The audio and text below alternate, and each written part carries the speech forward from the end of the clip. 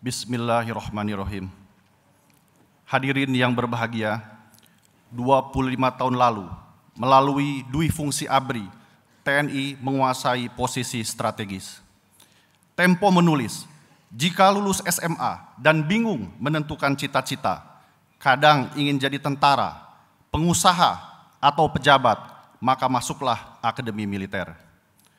Lulus Akmil, Anda bisa meraih semua cita-cita itu. Masuk Akmil, ternyata tak seenak yang diduga. Kami kurang tidur. Setiap trompet istirahat malam berbunyi, hati kami ciut. Penanda kami harus segera menghadap senior. Batin kami, lebih baik kami ketemu hantu. Senior berkata, kalau soal perpeloncoan dek, kita boleh bangga sama mahasiswa. Sebab di akademi ini, ya 3,5 tahun inilah lamanya perpeloncoan. Meski begitu, kehadiran kakak asuh bagaikan oase di gurun Sahara. Adek asuh, ada yang sakit.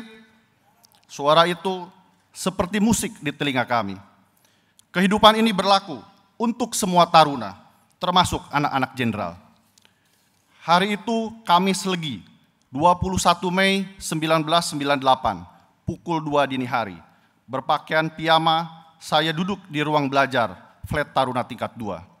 Kopral Taruna Agus melintas, berseragam loreng, ia sedang dinas piket.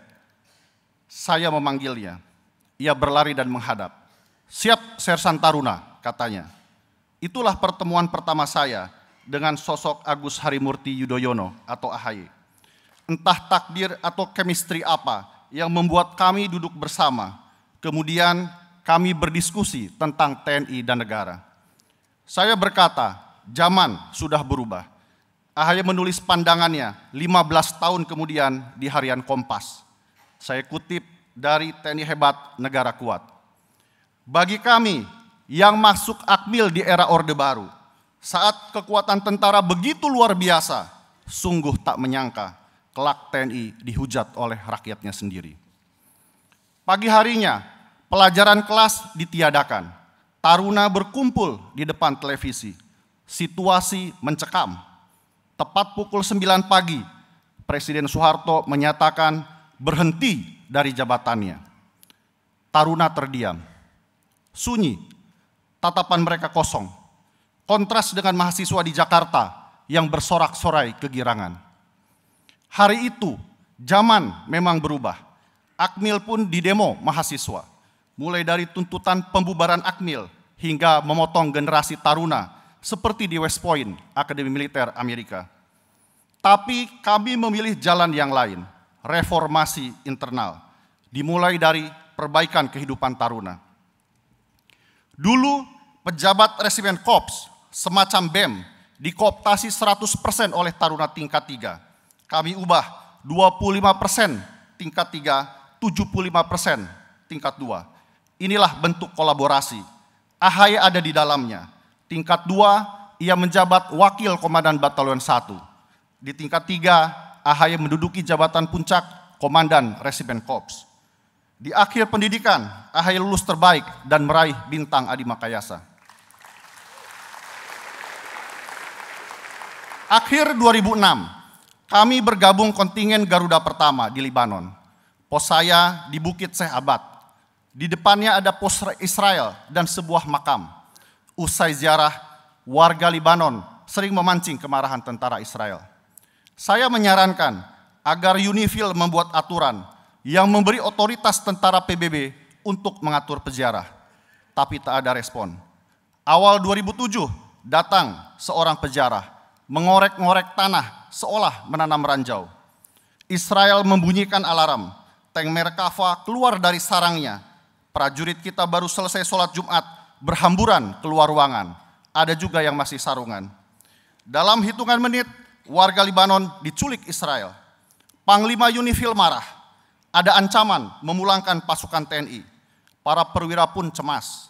Lalu AHY tampil memimpin diskusi. Saya mengingatkan lagi soal perkiraan intelijen yang memuat saran saya itu. Kami akhirnya meneruskan saran itu ke UNIFIL. Ternyata UNIFIL juga baru sadar aturan di makam itu memang tidak ada. Padahal tentara PBB harus bertindak berdasarkan prosedur. Saran kami akhirnya diterima. Lalu Unifil menugaskan AHY dan perwira lainnya untuk membuat aturan tersebut. Di akhir penugasan, Panglima Unifil puas dan memberikan penghargaan. Unifil juga mengapresiasi mobil pintar yang digagas AHY sebagai sarana interaksi dengan warga.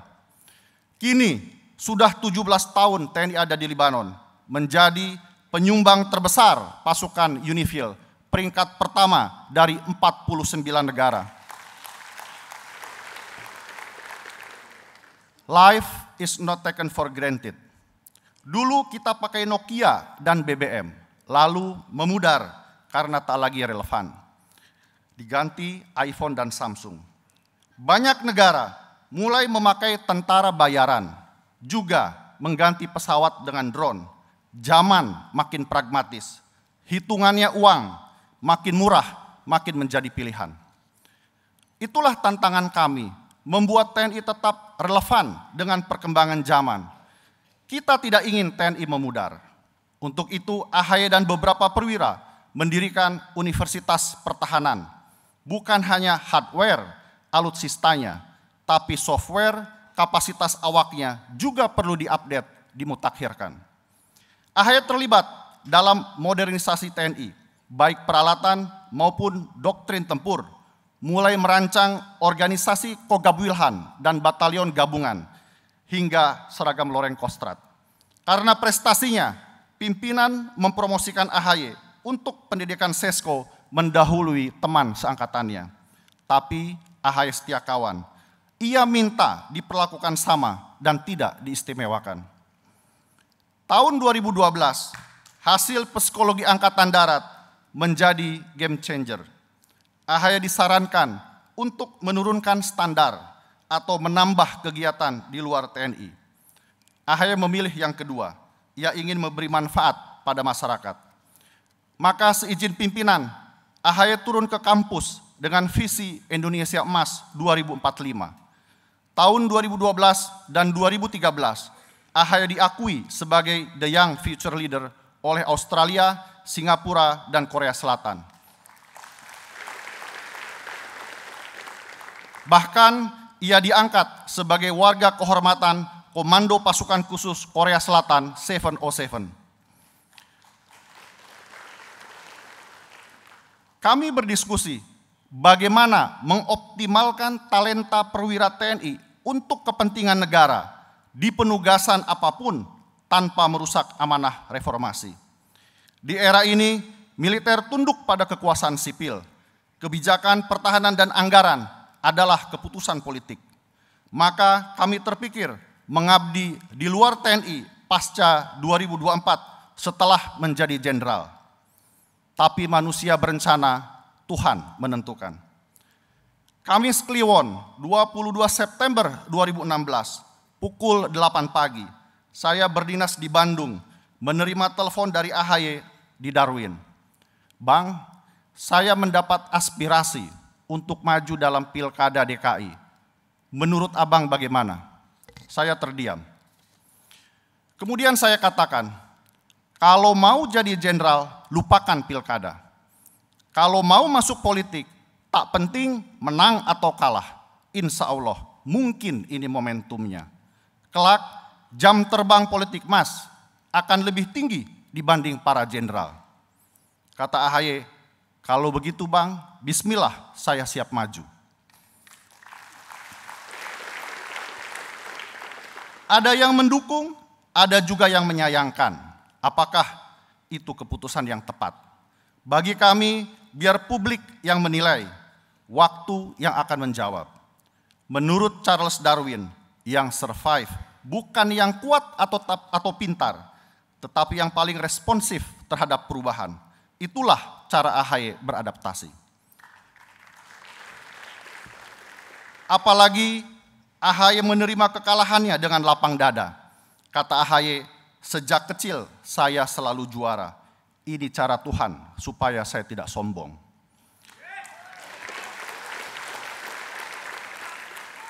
Keputusan AHY bukan keputusan sehari, tapi refleksi perjalanan hidupnya.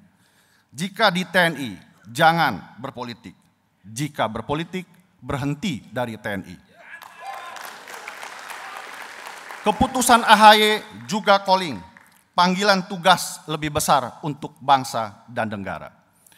Dedikasinya tidak berubah, duty first. Contohnya saat Ibu Ani sakit 2019. AHY tentu ingin merawat ibunya di Singapura, tapi saat itu ia punya tugas keliling Nusantara untuk pemenangan pemilu. Saya lantas ingat cerita Ibu Ani ketika AHY diterima di SMATN 1994. Ia bersurat pada orang tuanya, "Memo, Agus kini sudah jadi anak negara, bukan anak Memo Pepo lagi." Sejak saat itu, AHY bertransformasi menjadi seorang patriot. Bagi AHY, patriot adalah pembela nusa dan bangsa, tidak peduli apapun profesinya. Seorang patriot selalu ingin berbuat yang terbaik untuk negerinya. Ingin bangsanya pintar dan juga berkarakter. Ingin jika negara lain bisa maju, kenapa kita tidak? Dan patriot selalu ingin kemajuan Indonesia untuk semua. Kini AHY sedang berjuang mewujudkan cita-cita itu. Musuhnya bukan lagi tentara membanggul bedil, tetapi kebodohan, kemiskinan, ketidakadilan, dan kesewenang-wenangan. Tugas yang maha berat tak mungkin dikerjakan sendiri. Perlu kolaborasi semua komponen bangsa, the dream team. Pada akhirnya, AHY tentu tak luput dari kekurangan, tapi mengoptimalkan potensi diri untuk kemanfaatan yang lebih besar menurutnya adalah tanda kita bersyukur atas karunia Tuhan. AHY juga tidak pernah lupa dari mana dia berasal. Ia berterima kasih kepada para senior yang telah mendidiknya. Kepada para sahabat dan juniornya, utamanya yang aktif di TNI, ia selalu berpesan, meski berbeda medan pengabdian, tujuan kita tetaplah sama. Seperti pada bait terakhir himne Taruna. Demi Allah Maha Esa, kami kan bersumpah setia membela nusa dan bangsa tanah tumpah darah. Terima kasih.